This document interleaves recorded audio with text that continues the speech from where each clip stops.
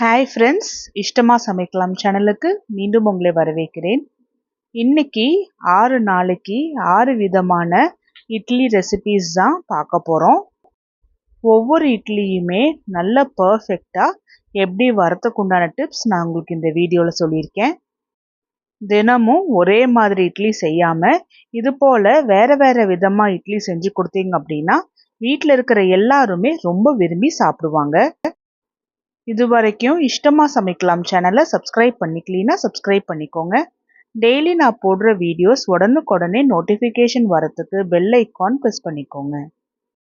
First ராகியில் எப்படி இட்லி செய்கிறதுன்னு பார்க்கலாம். நல்ல சாஃப்டாக பர்ஃபெக்டான இட்லி இது எப்படி செய்கிறதுன்னு உண்டான ரேஷியோவுமே நான் உங்களுக்கு பர்ஃபெக்டாக சொல்லியிருக்கேன். பவுலில் 1 டம்ளர் ராகி எடுத்துக்கலாம். அதே டம்ளரில் 1/2 டம்ளர் வரகரிசி, 1/2 டம்ளர் உளுந்து. வரகரிசிக்கு பதிலாக நீங்கள் இட்லி அரிசி கூட எடுத்துக்கலாம். 4லிருந்து 5 முறை இது மூணுத்தையுமே நல்லா கழுவி எடுத்துட்டு வந்துட்டு இது மூணுமே நல்லா முங்குற அளவுக்கு தண்ணி ஊற்றி பாதி டீஸ்பூன் அளவுக்கு வெந்தயம் போட்டு 8 மணி நேரம் ஊற வச்சிடலாம். 8 மணி நேரத்துக்கு அப்புறம் பார்த்தோம்னா ராகி, வரகரிசி, உளுந்து, வெந்தயம் இது எல்லாமே நல்லா ஊறி வந்திருக்கு. இதை நான் கிரைண்டரில் அரைச்சி எடுத்துக்க போகிறேன். நீங்கள் மிக்ஸி ஜாரில் கூட அரைச்சிக்கலாம். கிரைண்டரில் அரைச்சோம் அப்படின்னா மாவு கொஞ்சம் உபரியாக சேர்த்தி கிடைக்கும். அது மட்டும் இல்லாமல் நல்லாவே சாஃப்டாக அரைச்சி எடுத்துக்கலாம். இந்த ராகி மாவை 8 மணி நேரம் நல்லா புளிக்க வச்சிடலாம். நல்லா புளிச்சு வந்தால் தான் நல்லா சாஃப்டான இட்லி கிடைக்கும். அடுத்த நாள் காலையில் பாருங்கள் எந்த அளவுக்கு நல்லா உப்பி வந்திருக்குன்னு, நல்லா ஃபர்மெண்ட் ஆயிருக்கு. இது போல் நல்லா ஃபர்மெண்ட் ஆயிருந்தால் தான் நல்லா சாஃப்டாக புசு புசு இட்லி கிடைக்கும். இது எல்லாத்தையுமே நல்லா க்ளீன் பண்ணிவிட்டு மாவு ஒரு முறை நல்லா கலந்துட்டுக்கலாம். இட்லி மாவு பதத்தில் இருக்கணும். கெட்டியாக இருக்குது அப்படின்னா தேவையான அளவுக்கு தண்ணி ஊற்றி கலந்துட்டுக்கலாம். ராகி மாவுக்கு தேவையான அளவுக்கு நான் உப்பு போட்டு நல்லா கலந்துட்டுக்கிறேன். இந்த ராகி மாவு கரெக்டான கன்சிஸ்டன்சியில் இருக்குது. இது ஒரு முறை நல்லா கலந்துட்டுட்டு இட்லி போட்டுடலாம். இட்லி பாத்திரத்தில் தண்ணி ஊற்றி கொதிக்க வச்சாச்சு. இட்லி பிளேட்டில் ஒவ்வொரு குழியிலையுமே எண்ணெய் தடவி வச்சுருக்கேன். டீமோல்ட் பண்ணுறதுக்கு ஈஸியாக இருக்கும்னு. ஒவ்வொரு குழியிலையுமே நான் ஒவ்வொரு கரண்டி ராகி மாவு ஊற்றிக்கிறேன். இட்லி பாத்திரத்தில் தண்ணி நல்லா கொதிச்சதுக்கு அப்புறம்தான் உள்ள இட்லி வைக்கணும். அப்போ தான் பச்சையாக இல்லாமல் நல்லா புசு புசுன்னு சூப்பராக வெந்து வந்திருக்கும். 10 நிமிஷம் ஃப்ளேமை ஆனில் வச்சுட்டோம். 5 நிமிஷம் ஃப்ளேமை சிம்மில் வச்சுட்டோம். இட்லியை வேக வச்சு எடுத்தாச்சு. 75% இட்லி நல்லா வெந்து வந்திருக்கு. இது இப்போ ஸ்பூனில் நல்லா ஈஸியாக டீமோல்டு பண்ணியாச்சு. நல்ல சாஃப்டான இட்லி ரெடி ஆயிடுச்சு. சோடா உப்பெல்லாம் எதுவுமே சேர்த்தாம. இதை நமக்கு பிடிச்ச தேங்காய் சட்னி இல்லை கார சட்னியோட சர்வ் பண்ணலாம். ராகி சாப்பிட விரும்பாதவங்க கூட இது போல் இட்லி செஞ்சு கொடுத்தீங்க அப்படின்னா ரொம்ப விரும்பி சாப்பிடுவாங்க. நான் உங்களுக்கு ஒரு இட்லி பிச்சு காமிக்கிறேன் பாருங்கள். எந்த அளவுக்கு நல்ல சாஃப்டாக ஸ்பாஞ்சியாக நல்ல புசு புசுன்னு நல்லா வெந்து வந்திருக்குன்னு. ராகி மாவில் செஞ்ச இட்லி மாதிரியே இல்லாமல் அரிசி மாவில் செஞ்ச இட்லி போலவே நல்லா பர்ஃபெக்டாக இருக்குது பாருங்கள்.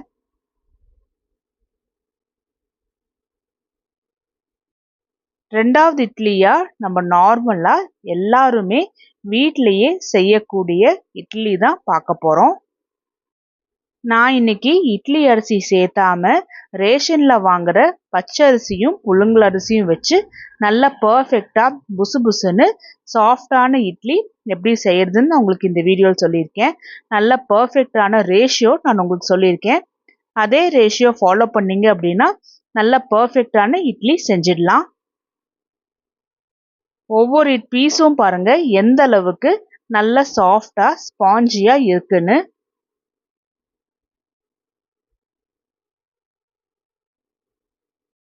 இது போல ஸ்பாஞ்சியான இட்லி செய்யறதுக்கு ஒரு டம்ளர் எடுத்துக்கலாம். இதே டம்ளர்ல பச்சரிசியும் புழுங்கல் அரிசியும் அளந்து எடுத்துக்க போறோம். இந்த டம்ளர்ல நான் இன்னைக்கு 5 டம்ளர் புழுங்கல் அரிசி அளந்து எடுத்துக்க போறேன். 4வது டம்ளர், 5வது டம்ளர். 5 டம்ளர் புழுங்கல் அரிசிக்கு 2 டம்ளர் பச்சரிசி போட்டுக்கலாம். இந்த அரிசியை கழுவுறதுல தாங்க இருக்கு. இந்த அரிசிக்கு நல்லா வெள்ளைத்தன்மை கொடுக்கறதுக்காக நான் கல்லுப்பு போட்டு தண்ணியில நல்லா கசக்கி கசக்கி கழுவி எடுக்க போறேன். நான் எப்படி கசக்கி கசக்கி கழுவுறேன்னு பாருங்க. இதே போல நல்லா கசக்கி கசக்கி கழுவி எடுத்துக்குங்க. அப்பதான் ரேஷன் அரிசியில இருக்கிற இந்த ஸ்மெல் எல்லாம் போயிட்டு இட்லியும் நல்ல வெள்ளையா வரும். இல்லாட்டினா ஒரு மாதிரி கிரீம் கலர் மாதிரி ஆயிடும். தண்ணியோட கலர் பாருங்க, நல்லா ஒயிட் கலர்ல இருக்கு. 6ல இருந்து 7 முறை இதே போல அரிசியை நல்லா கழுவி எடுத்துட்டு வந்துடணும். இதுல 2 டீஸ்பூன் அளவுக்கு வெந்தயம் போட்டுடலாம். அரிசி நல்லா மூங்குற அளவுக்கு தண்ணி ஊத்தி குறைஞ்சது 4 மணி நேரம் அரிசியை ஊற வச்சிடலாம். ரேஷன் அரிசி சீக்கிரமாவே ஊறி வந்துடும். இப்போ 5 மணி நேரம் ஊற வச்சிருவோம். அரிசி ஊற வச்ச 4 மணி நேரத்துக்கு அப்புறம் 1 டம்ளர் அளவுக்கு உளுந்து எடுத்துக்கலாம். இதை 4ல இருந்து 5 முறை நல்லா கழுவி எடுத்துட்டு வந்துட்டு உளுந்து நல்லா முங்குற அளவுக்கு தண்ணி ஊற்றி ஃப்ரிட்ஜிலேயே ஊற வைக்க போகிறோம். 5 மணி நேரத்துக்கு அப்புறம் பாருங்க, ரேஷன் அரிசி நல்ல வெள்ளையா இருக்கு, நல்லா ஊறி வந்திருக்கு. இதை கிரைண்டர்ல நான் அரைச்சி எடுத்துக்க போறேன். 5 டம்ளர் அரிசி ஊற வச்சிருக்கனால கொஞ்சம் கொஞ்சம் போர்ஷனா எடுத்து நான் 2 முறை கிரைண்டர்ல அரைச்சி எடுத்துக்க போறேன். கிட்டத்தட்ட இந்த அரிசி எல்லாமே அரைக்கிறதுக்கு ஒரு 3 மணி நேரம் ஆகும். அதுக்குள்ள பார்த்தோம்னா மோட்டார் பயங்கரமா சூடாயிருக்கும். அதே சூட்டோட உளுந்த போட்டோம் அப்படின்னா உளுந்து உபரி வராம இருக்கும். ஃபர்ஸ்ட் போர்ஷன் அரிசி ரெடி ஆயிருக்கு. இந்த மாவு பார்த்தீங்கன்னா நல்ல சாஃப்டா க்ரீமியா இருக்கு. இதை மாத்தி எடுத்து வச்சிருவோம். நான் 2வது போர்ஷனும் அரைச்சதுக்கு அப்புறமா உளுந்து ஒரு 2 மணி நேரமா ஃப்ரிட்ஜில் ஊறுது. அதனால உளுந்து நல்லாவே சில்னஸா இருக்கும். அந்த உளுந்த கிரைண்டர்ல போட்டுட்டு உளுந்து அரைக்கிறதுக்கு தேவையான தண்ணியை உளுந்து ஊற வச்ச தண்ணியை ஊத்தி ஊத்தி அரைச்சி எடுக்க போறோம். அப்பதான் உளுந்து நல்ல உபரியா வரும். மோட்டரோட சூடு எதுவும் பண்ணாது. இட்லியும் பார்த்தோம்னா நல்ல புசு புசுன்னு சாஃப்டா வரும். இது போல அரைச்சி எடுக்கல, உளுந்து நல்ல உபரி வராம புசுன்னு வராம இருந்தது அப்படின்னா இட்லியுமே புளிக்காம இருக்கும். அதனால நம்ம அரைச்சி எடுக்கிறோம் அப்படின்னா இட்லி புசு புசுன்னு வராம கல்லு போல வந்துடும். உளுந்து போட்டதுக்கு அப்புறம் அரிசியும் உளுந்தையும் கையாலேயே நல்லா பிசைஞ்சு விடணும். அப்பதான் நல்லா ஈஸியா ஃபர்மெண்ட் ஆயிட்டு வரும். கையோட ஹீட் அதுவுமே நல்லா இதுல ஒர்க் பண்ணும். இட்லி மாவை நல்லா பிசைஞ்சு விட்டாச்சு. இது 8 மணி நேரம் ஊற வைக்கணும். நான் எப்பவுமே இட்லி மாவை நைட்டு அரைச்சி எடுத்து வச்சிருவேன். அடுத்த நாள் காலையிலும் போது நல்லா ரெடியா இருக்கும். அடுத்த நாள் காலையில பார்த்தீங்கன்னா இட்லி மாவு நல்லா ஊறி நல்லா ஃபர்மெண்ட் ஆயிட்டு வந்திருக்கு. மேல் போர்ஷனை மட்டும் நம்ம இது போல எடுத்து காலையில இட்லி போடக்கூடாது. அப்போ கீழே ஆக ஆக வெறும் அரிசி மாவு மட்டும்தான் இருக்கும், இட்லி கல் போல இருக்கும். அதனால காலையில இது போல நல்லா கலந்துட்டுக்கணும்.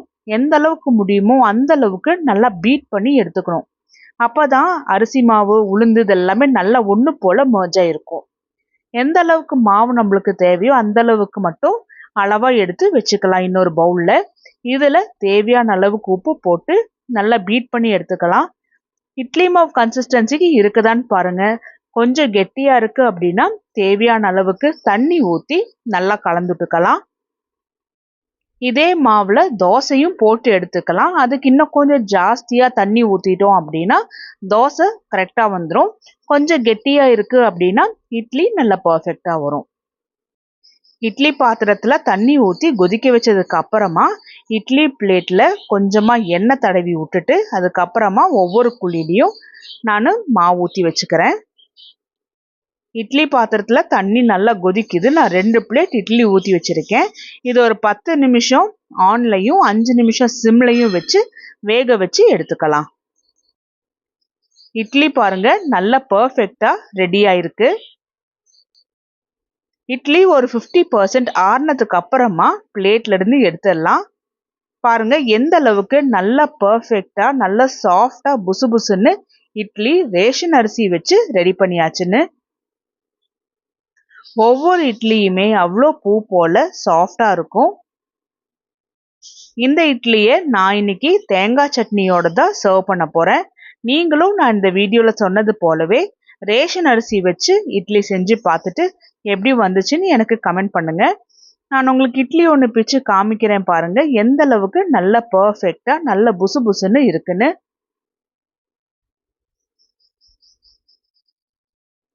இட்லி அரிசி போடாமலேயே நல்ல பர்ஃபெக்டான இட்லி ரெடி ஆயிடுச்சு. ரொம்ப குறைஞ்ச செலவுலையே நல்ல பர்ஃபெக்டான இட்லி ரெடியா இருக்கு. அடுத்ததா இதே மாவுல எப்படி ஸ்டஃப்டு இட்லி செய்ய போறோம்னு தான் பார்க்க போறோம். எப்பவுமே ஒரே மாதிரியான இட்லி செஞ்சு கொடுக்காம எல்லாத்து வீட்லேயுமே இருக்கிற அந்த மாவுலையே கொஞ்சம் வித்தியாசமான இட்லி செஞ்சு கொடுத்தோம் அப்படின்னா வீட்டில் இருக்கிற எல்லாருமே ரொம்ப விரும்பி சாப்பிடுவாங்க. இந்த இட்லி செய்யறதுக்காக பேனில் 4 டேபிள் ஸ்பூன் அளவுக்கு எண்ணெய் ஊற்றிட்டு, எண்ணெய் சூடான உடனே 1 டீஸ்பூன் கடுகு, 1 டீஸ்பூன் ஜீரகம், 1/4 டீஸ்பூன் உளுத்தம் பருப்பு, 1/4 டீஸ்பூன் கடலைப்பருப்பு, கொஞ்சமாக கருவேப்பிலை, இது எல்லாமே நல்லா பொரிஞ்ச உடனே ஒரு நார்மல் சைஸ் வெங்காயம் சின்ன சின்னதாக கட் பண்ணி வச்சிருக்கிறத எண்ணெயில் போட்டு நல்லா வறுத்து எடுத்துக்கலாம். வெங்காயத்தோட பச்சை வாசனை போகணும். வெங்காயம் சாஃப்டா இல்லாம நல்லா மொறுமொறுன்னு ஆகணும். இப்ப பாருங்க, வெங்காயம் நல்லா முருகி வந்திருக்கு. இதுல நான் 2 நார்மல் சைஸ் தக்காளி சின்ன சின்னதா கட் பண்ணி வச்சிருக்கேன். அதையும் எண்ணெயில போட்டு நல்லா வறுத்தது போல எடுத்துக்கலாம். ஆரம்பத்துல தக்காளி கொஞ்சம் ஹார்டா இருக்கும், அதனால ஒரு முறை நல்லா கலந்து விட்டுட்டு டிஸ்டர்ப் பண்ணாம ஒரு 5 நிமிஷம் விட்டுட்டோம் அப்படின்னா தக்காளி நல்லா வெந்து வந்து நல்லா சாஃப்டா இருக்கும். அப்ப தக்காளியை ஒரு முறை கலந்துட்டுட்டு கொஞ்சமா தட்டி மசிச்சு விட்டோம் அப்படின்னா நல்லா மசிச்சது போல ஆகும். இந்த ஸ்டஃபிங்கை இட்லிக்குள்ள வைக்கிறதுனால கொஞ்சம் பெருசு பெருசா இருந்தா கூட இட்லிக்குள்ள ஒழுங்கா ஸ்டஃபிங் நிக்காது. அதனால நான் பொட்டேட்டோ மேஷர் வச்சு இந்த தக்காளியை நல்லாவே மசிச்சு விட்டுக்கிறேன். இப்ப பாருங்க எந்த அளவுக்கு நல்லா மசிஞ்சிருக்குன்னு. இதுல 1/4 டீஸ்பூன் மஞ்சள், 1 டீஸ்பூன் தனி மிளகாய் தூள், 1 டீஸ்பூன் மல்லித்தூள், 1/2 டீஸ்பூன் ஜீரகத்தூள், 1 டீஸ்பூன் கரம் மசாலா தூள். இந்த மசாலா எல்லாமே நம்மளோட தேவைக்கு ஏற்ற மாதிரி கூட்டுதலோ குறைச்சலோ செஞ்சுக்கலாம். மசாலா எல்லாமே வெங்காயம் தக்காளியோட சேர்த்தி நல்லா மர்ஜ் ஆயிட்டு எண்ணெய் நல்லா பிரிஞ்சு வரணும். அந்த ஸ்டேஜ் வரைக்கும் வெயிட் பண்ணிட்டு 200 கிராம் உருளைக்கிழங்கு நான் உப்பு போட்டு வேக வச்சு வச்சிருக்கேன். அதை நல்லா மசிச்சும் வச்சிருக்கேன். அதை வெங்காயம் தக்காளியோட சேர்த்து நல்லா கலந்துடணும். உருளைக்கிழங்கு கொஞ்சம் கூட பெருசு பெருசா இருக்கக்கூடாது. அது போல இருந்ததுன்னா இட்லிக்குள்ள ஸ்டஃபிங் வைக்க முடியாது, கொஞ்சம் ப்ரொஜெக்ட் ஆகிட்டு இருக்கிறது போல இருக்கும். அதனால உருளைக்கிழங்கு எந்த அளவுக்கு முடியுமோ அந்த அளவுக்கு நல்லா மசிச்சு சேர்த்திக்கோங்க. உருளைக்கிழங்க மசாலாவோட சேர்த்து நல்லா கலந்துட்டாச்சு. இதுல சின்ன சின்னதா கட் பண்ணி வச்சிருக்கிற கொத்தமல்லியை தூவி விட்டுட்டு நல்லா ஒரு முறை கலந்துட்டுக்கலாம். அவ்வளவுதான் பாருங்க, ரொம்ப சூப்பரா டேஸ்டியான உருளைக்கிழங்கு ஸ்டஃபிங் ரெடி ஆயிடுச்சு. இட்லி பாத்திரத்துல தண்ணி ஊத்தி கொதிக்கிறதுக்கு வச்சிடலாம். இட்லி பிளேட் குழியிலையுமே எண்ணெய் ஊத்தி நல்லா தொடச்சி வச்சாச்சு. இட்லி பிளேட்டோட குழியோட பாதி அளவுக்கு மட்டும் மாவு போட்டுட்டு நடுவில் ஒவ்வொரு டீஸ்பூன் அளவுக்கு மட்டும் ஸ்டஃபிங் வச்சுக்கலாம். அப்போதான் வெளியில் ப்ரொஜெக்ட் ஆகாமல் இருக்கும் ஸ்டஃபிங்கு. இந்த ஸ்டஃபிங்க்கு மேலே மாவு ஊற்றி விட்டுருவோம். அப்போதான் ஸ்டஃபிங் வெளியில் தெரியாமல் நல்லா க்ளோஸ்டாக இருக்கும். நான் எப்படி ஊற்றிருக்கேன்னு பாருங்க. இது போல் நல்லா ஊற்றி விடுங்க. யாருக்குமே தெரியாது இட்லிக்குள்ள ஸ்டஃபிங் வச்சிருக்கோன்னு. அது போல செஞ்சுக்கலாம். இந்த இட்லியை 10 நிமிஷம் ஆன்ல வச்சுட்டு வேக வச்சுக்கலாம். அதே போல 10 நிமிஷம் சிம்ல வச்சு வேக வச்சுக்கோங்க. அப்போதான் இட்லி நல்லா வெந்து வரும். தண்ணி கொதிச்சதுக்கு அப்புறமா தான் எப்பவுமே பிளேட்டை வைக்கணும். அப்போதான் நல்லா சாஃப்டா புசு புசுன்னு நல்லா வெந்து வரும். இட்லியும் நல்லா வெந்தாச்சு. ஒரு 50% ஆறி இருக்கு.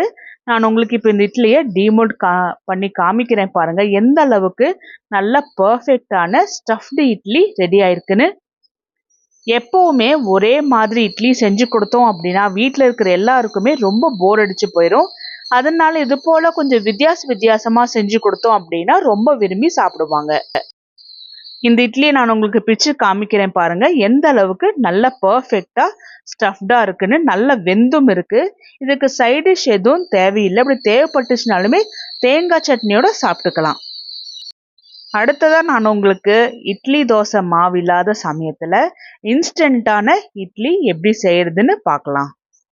பவுல்ல 1 டம்ளர் அரிசி மாவு எடுத்துக்கலாம். இது நான் கடையில வாங்கின அரிசி மாவு தான் யூஸ் பண்ணியிருக்கேன்.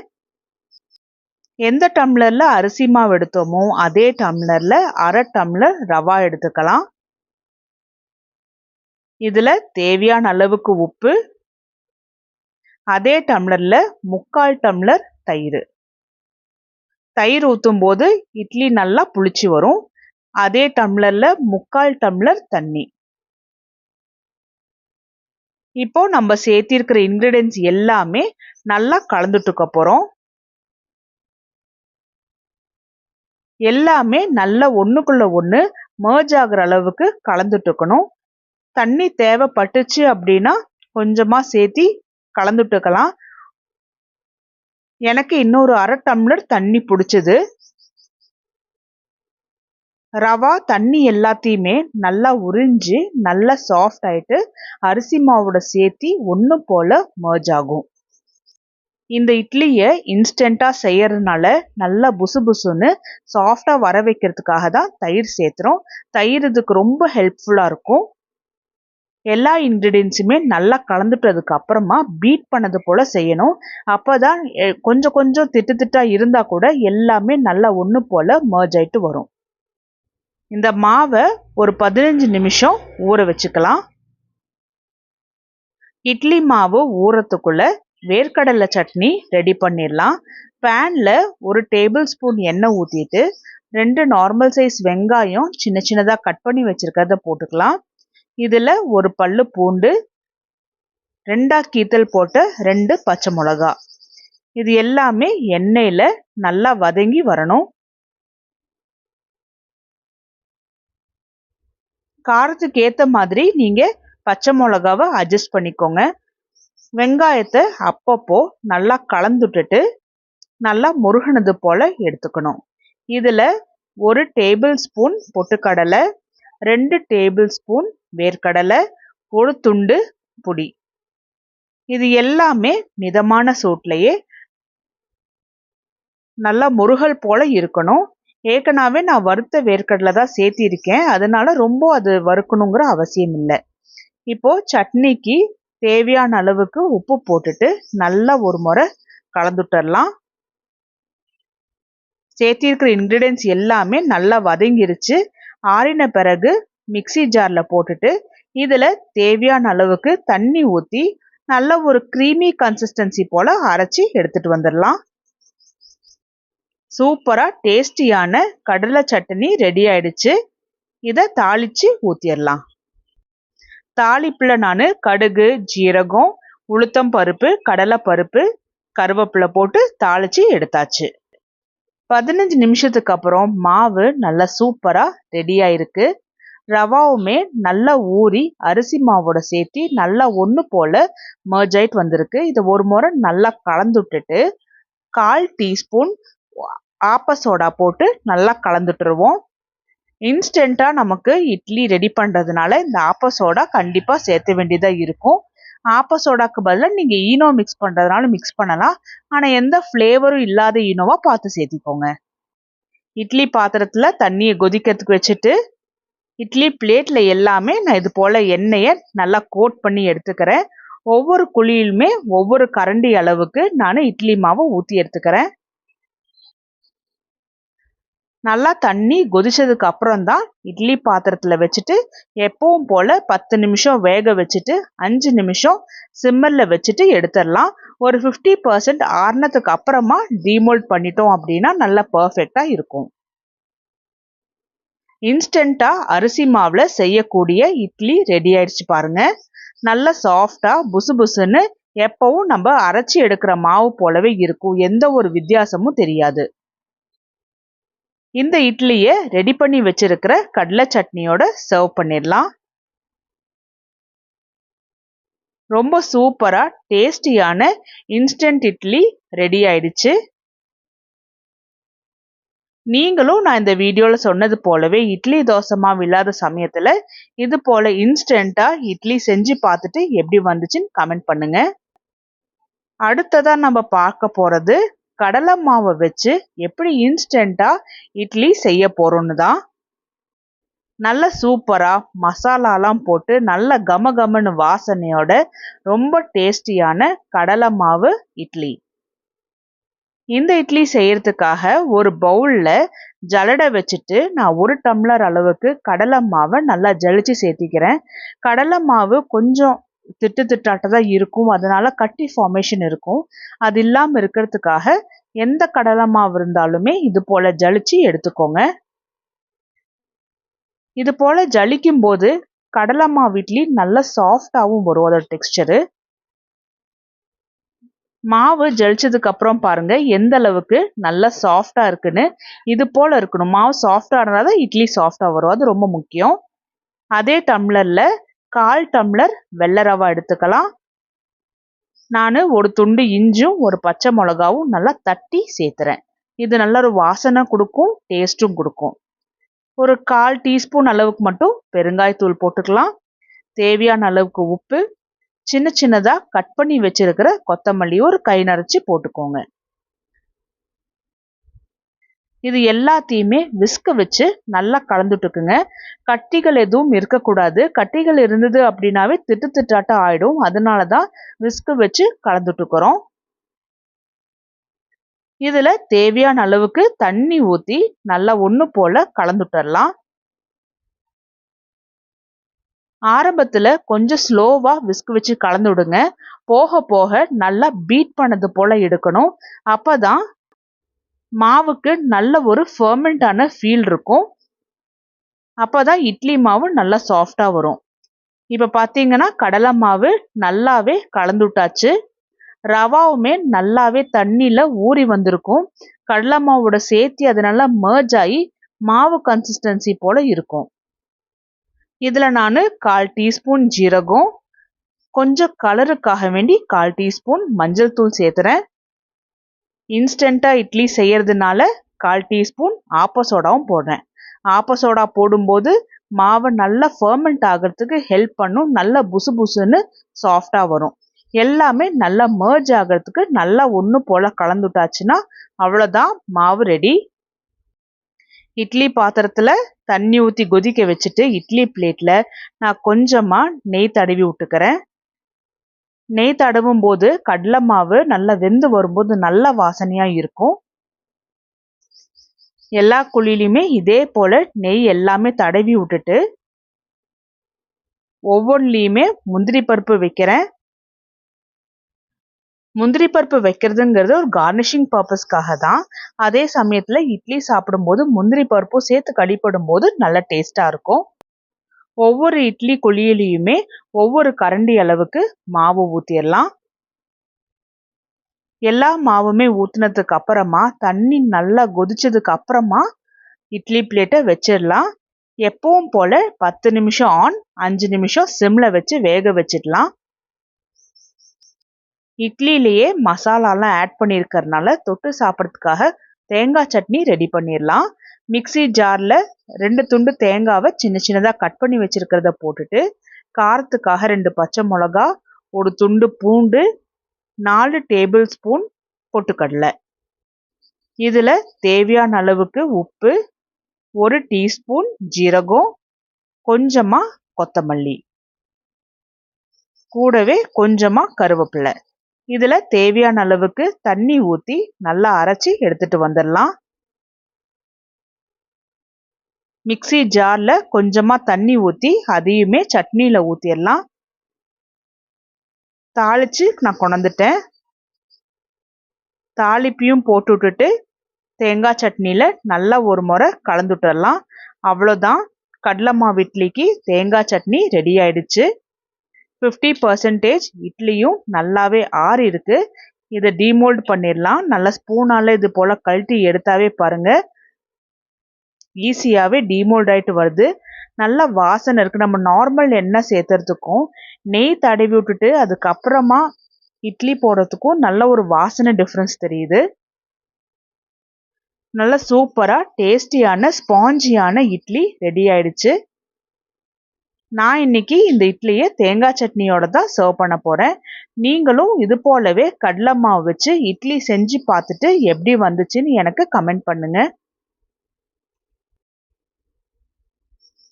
நான் உங்களுக்கு இதுல இருந்து ஒரு இட்லி எடுத்து பிச்சு காமிக்கிறேன். உங்களுக்கு எந்த அளவுக்கு நல்லா பர்ஃபெக்டா உள்ளேயுமே நல்லா வெந்து வந்து நல்லா பஞ்சு போல இருக்குன்னு பாருங்க.